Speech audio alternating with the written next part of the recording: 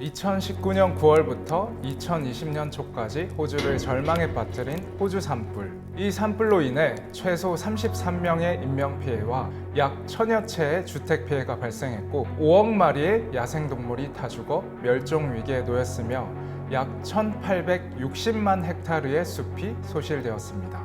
이렇게 인류에게 자연의 두려움을 안겨준 호주 산불의 원인이 무엇이라고 생각하시나요? 그것은 바로 기후변화 문제입니다.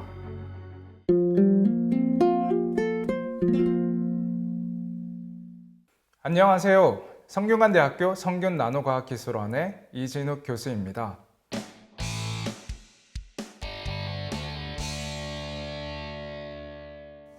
기후변화 문제로 인한 기록적인 고온 현상과 유례없는 가뭄이 건조한 땅을 만들었고 곧 유례없는 산불로 이어졌다는 분석들이 나오고 있습니다. 기후변화 문제는 현 시대를 살아가는 사람들이라면 한 번씩이라도 들어본 문제일 것입니다. 안토니우 구테우스 유엔 사무총장은 이제 우리는 지구온난화 시대가 아니라 지구가 끓어오르는 지구 열화 시대에 살고 있다 라고 했습니다. 또한 올해로 10년째를 맞은 파리협정은 산업화 이전 대비 지구 온도 상승을 1.5도 이내로 제한하자는 공통적인 목표를 세우고 2015년 12월 전 세계 195국이 합의한 기후환경 역사의 기념비적인 협정입니다. 이처럼 기후변화 문제는 전 세계적이고 우리 지구촌의 가장 큰 문제로 떠올랐습니다. 여러분들은 기후변화 이슈에 대해서 얼마나 알고 계시나요? 오늘은 기후변화 이슈에 대해 알아가 보겠습니다. 간혹 기후변화 문제가 거짓이라고 주장하는 사람들이 있습니다. 대표적으로는 미국의 전 대통령이자 차기 대통령으로 유력한 후보인 트럼프 전 대통령입니다. 트럼프 전 대통령은 기후변화 이슈는 실제하지 않으며 정치적으로 조작된 것이라고 주장해 왔습니다. 실제로 2017년 대통령으로 취임하면서 전 세계 주요국이 기후변화에 대응하기 위해 맺은 파리협약에 탈퇴하는 결과가 나타났습니다. 차기 대통령인 바이든 대통령이 취임하면서 취임 첫날 행정명령을 통해 복귀하였지만 트럼프 전 대통령은 재집권할 경우 또다시 파리협약에서 탈퇴하겠다고 공언하고 있는 상황입니다. 기후변화를 믿지 못하는 사람들은 현재 상승하고 있는 지구의 평균 온도는 주기적으로 발생하는 지구온도 변화의 일부라고 주장합니다. 실제로 지구온난화를 야기하는 이산화탄소의 농도와 지구의 온도는 자연적인 원인에 따라서 상승과 하강을 반복하는데요. 최근 100년간의 변화는 분명 자연적인 증가 범위를 벗어나고 있습니다. 이산화탄소 농도의 경우 자연적으로는 1만 년에 걸쳐서 약 0.01%가 증가해야 하지만 최근 100년 동안에 0.01%가 증가하여 100배 빠른 증가 추이를 보이고 있습니다. 이는 1900년도 초반 산업혁명이 발생하면서 인류가 배출하는 이산화탄소 농도가 급격하게 증가했기 때문입니다.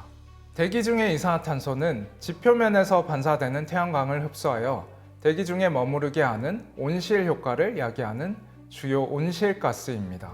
적당한 수준의 온실 효과는 지구 온도를 인류가 생존하기에 이상적인 온도로 유지하게 도와주지만 필요 이상의 이산화탄소는 지구 온도를 필요 이상으로 상승시키는 주범이 됩니다.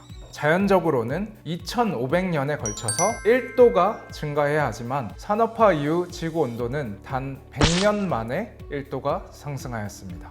1900년대 초반에 산업혁명이 일어나면서 현재까지 우리 지구에 과부하를 준 결과라고 할 수 있으며 이는 자연적으로 발생하는 온도 변화 이상으로 지구 온도가 증가하고 있다고 볼 수 있습니다. 지구는 우리 인간을 포함하여 다양한 생명체가 아주 복잡한 생태계를 이루고 있습니다. 마치 다양한 장기로 구성된 우리 몸과 같습니다. 우리 몸의 평균 체온이 36도에서 37도 정도 됩니다.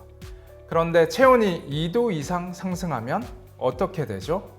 으슬으슬 춥고 기운이 없을 겁니다. 오랫동안 열이 지속되면 건강에 심각한 문제가 생길 수도 있겠죠? 지구도 마찬가지입니다. 평균 온도 1도, 2도 상승은 아주 작은 변화처럼 느껴질 수 있지만 우리 지구를 구성하고 있는 생태계가 심각하게 타격을 받을 수 있습니다. 그래서 지구 또한 우리 몸처럼 하나의 생명체로 이루어진 시스템이라고 할 수 있습니다. 기후학자들은 지구의 평균 온도가 산업화를 기준으로 2도 이상 증가하면 매우 심각한 위기가 발생할 것으로 예측하여 2015년 파리 협약을 통해 온도 상승을 2도 이내로 제한하고자 하였습니다. 최근 연구 결과에 따르면 이미 1.5도 상승을 넘어서 10년 이내에 2도에 도달할 것으로 예측되었습니다. 이러한 추세로 변화할 경우에는 2100년까지 4도가 상승할 것으로 예측되고 있습니다. 현재의 속도로 지구의 평균 온도가 4도 상승하게 되면 지역에 따라 극심한 온도 상승이 발생할 수 있습니다. 특히 온도 편차가 큰 극지방에서는 평균 온도가 4도 상승하게 되면 11도 이상의 온도 상승이 예측됩니다. 또한 내륙 지방은 6도에서 11도가 증가하게 됩니다. 미국이나 영국, 프랑스, 일본과 같은 선진국은 기후변화에 적절하게 대응할 수 있겠지만 아프리카와 같은 개발도상국은 사실상 대응이 불가능하다고 할 수 있습니다. 이러한 극심한 온도 변화는 국소적으로 발생하지만 그 영향은 전 세계적으로 발생하여 지금까지 겪어보지 못한 이상기후가 발생하여 이상고온, 저온, 폭우, 태풍 등 다양한 자연재해가 발생할 수 있습니다. 실제로 우리나라에서도 매년 이전에 없던 이상기후가 전국에서 수십 건씩 보고되고 있습니다. 우리나라는 2022년 약 2개월에 걸친 비정상적으로 긴 장마와 3월에 폭설이 내리는 등 다양한 이상기후 현상이 나타나고 있습니다. 이는 이상기후 변화가 먼 이야기가 아닌 우리 일상에 직접적으로 영향을 주고 있다고 보시면 됩니다.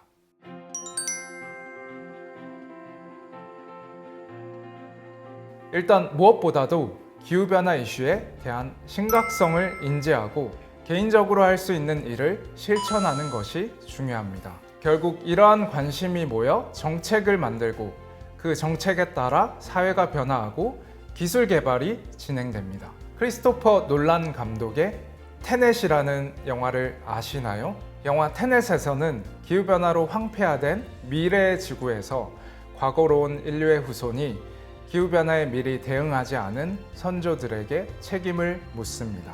이러한 일이 실제로 발생하면 안 되겠죠? 우리 후손들에게 지속 가능한 삶의 터전을 물려주기 위해서는 기후변화에 대응할 수 있는 정책적, 실증적인 노력이 반드시 필요합니다. 자연과의 조화는 우리 삶의 본질이지만 우리가 그 본질에서 얼마나 멀어졌는지를 보여주는 기후변화 문제. 우리가 지금 행동하지 않으면 우리의 후손들은 우리가 남긴 기후재앙과 싸워야 할 것입니다.